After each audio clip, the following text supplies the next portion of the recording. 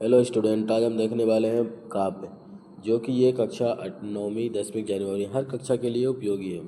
काव्य के भेद देखेंगे, प्रबंधक काव्य, मुक्त काव्य, भेद काव्य। अगर आप 9वीं 10वीं जनवरी में किसी में भी हैं तो हिंदी का ये जो काव्य बोध है ये मोस्ट है, तो आप लोग वीडियो को ज़रूर देखेगा।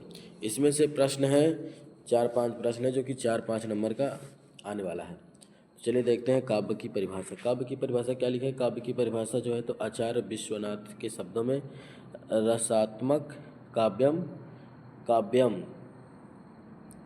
अर्थात रसात्मक काव्य ही काव्य की कोटि में आता है।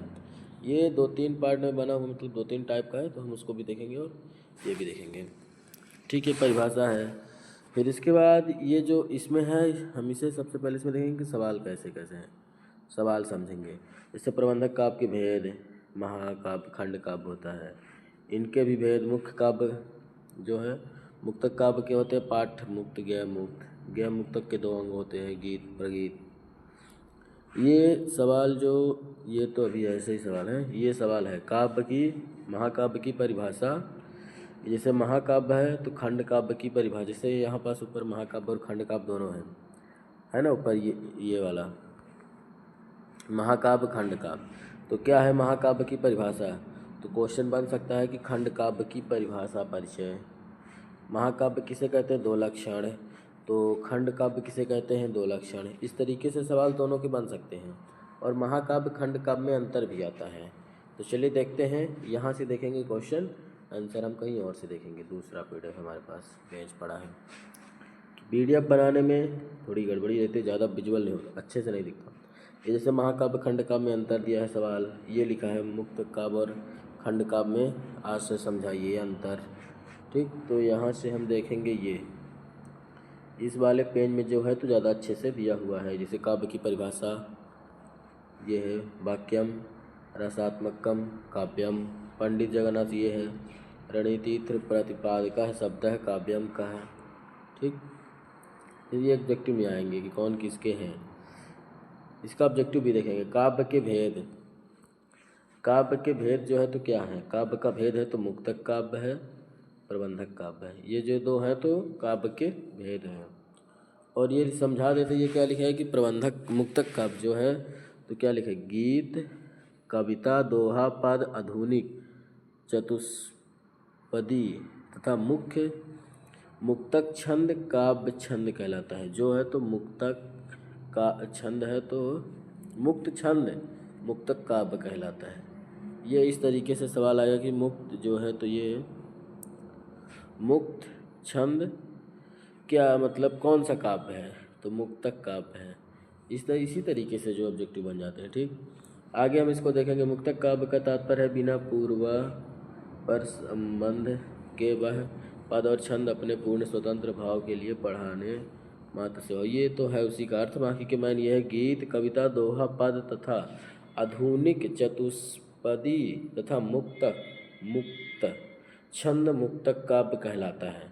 इस तरीके से प्रबंध काव्य है। प्रबंध काव्य वह रचना होती है जिसमें कोई एक कथा अध्योपन क्रमबद्ध रूप से गठित हो एवं उसमें कहीं भी तस्म न टूटे, तो वह वरना उस कथा को पुष्ट करने के लिए अंतर कथाएँ भी होती। प्रबंधक व्यक्तित्व जीवन की विभिन्न झांकियाँ हैं, झांकियाँ।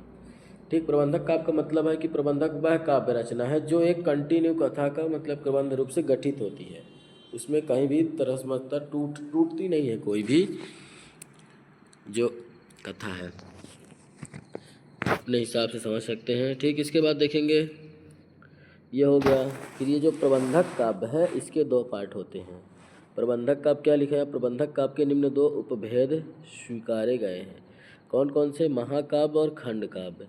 तो महाकाव्य खंड काव्य में अंतर आएगा। इसका क्वेश्चन कैसे बनेगा? महाकाव्य खंड काव्य में अंतर। महाकाव्य किसे कहते हैं? उसका परिचय लक्षण। खंड काव्य का परिचय लक्षण। महाकाव्य के 3 लक्षण और खंड काव्य के 3 लक्षण। इस तरीके से आएंगे सवाल। तो इसका हम देखेंगे। ये जो है तो महाकाव्य है कि आदि कवि वाल्मीकि कृत रामायण के पश्चात अनेक महाकाव्यों की रचना संपन्न हो चुकी है।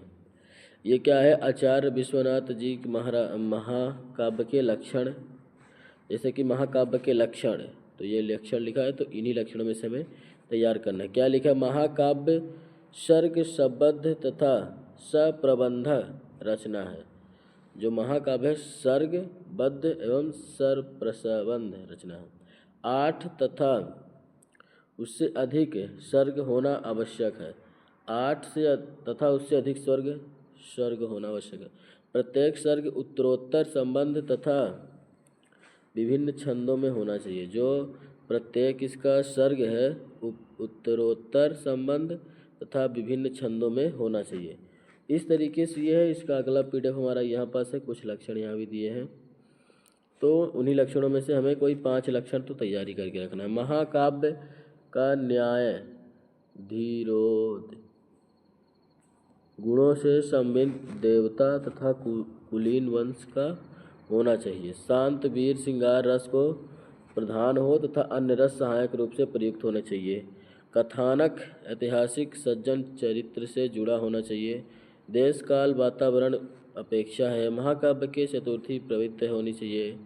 फिर नामकरण नारायण घटना ये सब होना चाहिए। अगर इसमें से कोई भी हमें आपको 4-5 याद कर ले। उपरोक्त अनुरूप महाकाव्य के 4 अनिवार्य लक्षण, ठीक ये है, इसको भी तैयार कर सकते हैं। इसका हम सवाल देखते हैं कि कैसे दिया रहेगा। इस वाले पीडीएफ में दिया हुआ लक्षण तो कौन कौन से दिए हैं? अंतर्गत न्याय और चरित्र उल्लेख, इसमें कोई विशेष लक्षण नहीं दिया, इसीलिए हम इसी का तैयार करेंगे लक्षण।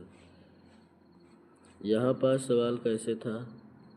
यहाँ क्या था कि आचार्य विश्वनाथ के अनुसार महाकाव्य के लक्षण, आचार्य विश्वनाथ के अनुसार उपयुक्त आचार्य महाकाव्य के 4 अनिवार्य लक्षण हैं अनुरूप के अनुसार, ये ठीक। इसके बाद आते हैं खंड काव्य में। निष्कर्ष ये है कि निष्कर्ष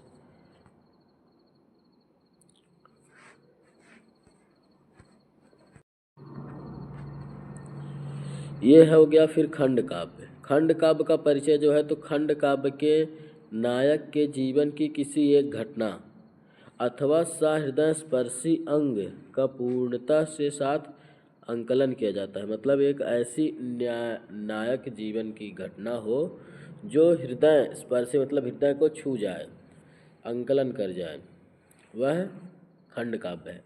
आचार्य विश्वनाथ के अनुसार खंड काव्य महाकाव्य के एक देश का अंग अनुसरण करने वाला है। ठीक इस तरीके से ये महाकाव्य में लिखा है कि महाकाव्य का खंड मात्र भी नहीं है। महाकाव्य में जिंदगी का खंडित अथवा बिखरा रूप विचित्र नहीं किया जाता। इसमें जीवन संगोपा चित्रण के स्थान पर एक पहलू का सरपूर्ण अंकलन होता है। यद्यपि इसका कलेवर सीमित होता है, लेकिन पूर्णतः अपेक्षिक धर्म है ये पंडित। ठीक इस तरीके से ये जो है तो महाखंड काव्य है। बस यही लक्षण, यही इतना दिया हुआ है। ये है महाकाव्य और उसका परिचय लक्षण, ये है खंड काव्य। ठीक इसी तरीके से सबसे विशेष अंतर ये मोस्ट क्वेश्चन है, ये जो है तो बहुत मोस्ट क्वेश्चन है। ये है खंड काव्य और महाकाव्य में अंतर। खंड काव्य महाकाव्य खंड काव्य में अंतर। अब प्रश्न आएगा महाकाव्य के परिभाषा, खंड काव्य की परिभाषा, और महाकाव्य और खंड काव्य में कोई 2 अंतर। पूरा प्रश्न कैसे बना? महाकाव्य और खंड काव्य के का परिचय रहेगा। इस तरीके से दिया रहेगा कि महाकाव्य और खंड काव्य का परिचय तथा महाकाव्य एवं खंड काव्य में 2 अंतर। इस तरीके से भी आएगा महाकाव्य खंड काव्य में कोई 4 अंतर, इस तरीके से। तो ये मतलब आना ही आना है। अंतर देखते क्या लगे। महाकाव्य में जीवन का अथवा घटना विशेष संगोपन चित्रण होता है, जबकि खंड काव्य में किसी एक घटना या जीवन के एक अंश का चित्रण किया जाता है। ठीक खंड काव्य में जो है तो एक ही जीवन का होता है और उसमें विशेष चित्रण होता है, विशेष मतलब तरीके से दूसरे भी, इसमें सिर्फ एक ही अंश का होगा। महाकाव्य का नायक तथा महान होता है। खंड काव्य नायक इस गुण का पाया जाना अनिवार्य रूप है। खंड काव्य में युग जीवन एकाधिकार रूप से प्रयुक्त होता है, लेकिन महाकाव्य में सम्र युगीन जीवन प्रतिबंध होता है। महाकाव्य का शिल्प उत्कृष्ट तथा उदार होता है, लेकिन खंड काव्य में इसका पाया जाना अनिवार्य नहीं ठहराया गया। खंड काव्य का कलेवर सीमित होता है, परंतु महाकाव्य का कलेवर विस्तृत होता है। महाकाव्य में कम से कम 8 सर्ग होते हैं, खंड काव्य में सर्गों की संख्या नियत नहीं होती है। इस तरीके से ये जो है तो इतने 5 अंतर दिए हैं, पाँचों तैयार करेंगे तो ज़्यादा अच्छा रहेगा। ठीक, इसके बाद और क्या है, महाकाव्य था, खंड काव्य था, ये एक दृश्य काव्य है और चप्पू काव्य है। ठीक, इसके बाद हम यहाँ पास देखेंगे, ये जो हमारा पहला पेज था इसमें ये सवाल दिए हैं। खंड काव्य मुक्तक काव्य तक हो गया, यहाँ भी अंतर है, ये लिखा महाकाव्य का 2 अंतर बताइए, दोनों काव्यों के एक एक नाम लिखिए तथा रचनाकारों के नाम लिखिए। ये भी पूछ सकता है, इस तरीके से भी क्वेश्चन आएगा। तो ये दोनों इसके महाकाव्य खंड काव्य के रचना हैं। हिंदी के 2 खंड काव्य, उनके रचनों के नाम लिखिए, ये भी दिया हुआ है, ऑब्जेक्टिव टाइप में पूछ सकता है। और इसका एक सवाल और यहाँ चुप्पी काव्य जो है, मुक्तक काव्य, गेप काव्य।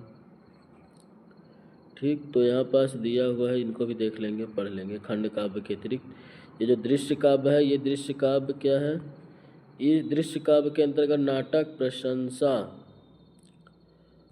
आते हैं, जिसमें रंगमंच का पात्रों द्वारा किया जाता है।